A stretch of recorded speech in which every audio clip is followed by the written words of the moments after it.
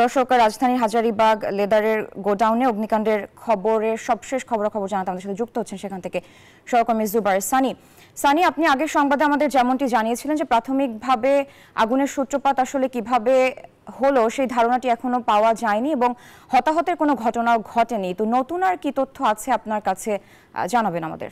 ধন্যবাদ স্যার। নতুন যে তথ্যটি হচ্ছে 4:45 আগুন নিয়ন্ত্রণে আনতে পেরেছে ফায়ার সার্ভিস। তাদের 12টি ইউনিটের চেষ্টায় আগুন পুরোপুরি নিয়ন্ত্রণে আনা গেছে এবং আমার পিছনেই দেখতে পাচ্ছেন যে ফ্লোরটিতে আগুন লেগেছিল সেখান থেকে এখন কিন্তু হালকা ধোঁয়া বের হচ্ছে। তার মানে এখন আগুন নিয়ন্ত্রণে আনা গেলেও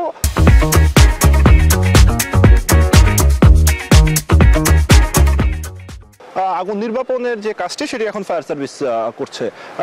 খুব বেশি আসলে এখন ছড়ানোর আর কোনো সম্ভাবনা নেই বলেই ফায়ার সার্ভিস বলছে যে আগুন পুরোপুরি নিয়ন্ত্রণে আনা গেছে। কিন্তু আগুনের সূত্রপাত নিয়ে যেটি আমরা সাধারণ মানুষের সঙ্গে কথা বলেছি এখানকার, তারা যেটি বলছে এটি খুব সম্ভবত শর্ট সার্কিট থেকে আগুনের সূত্রপাত হতে পারে।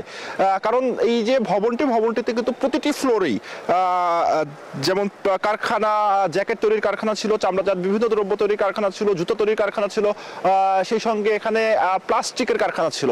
সেক্ষেত্রে এখানে কেমিক্যাল থাকাটা অস্বাভাবিক নয়, সে কারণে কিন্তু আগুনটি দ্রুত ছড়িয়ে পড়ে।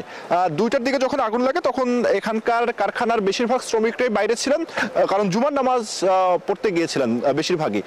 সে কারণে কিন্তু হতাহতের কোনো ঘটনা ঘটেনি, কিন্তু মোটামুটি 3টি ফ্লোর একদম পুরোপুরি পুড়ে গেছে। এখন ফায়ার সার্ভিসের কর্মীরা চেষ্টা করছেন যে আগুন পুরোপুরি নির্বাপন করার জন্য, এবং আগুনের সূত্রপাত কি কারণে হয়েছে, ক্ষয়ক্ষতি কি পরিমাণ হয়েছে সেটি আসলে তদন্ত সাপেক্ষে বেরিয়ে আসবে।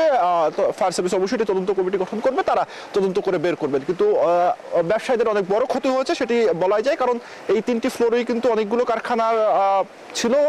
সেখানে যেমনটি বলছিলাম যে বেশিরভাগই আসলে চামড়াজাত পণ্য তৈরি করার যে কারখানাগুলো সেগুলো ছিল।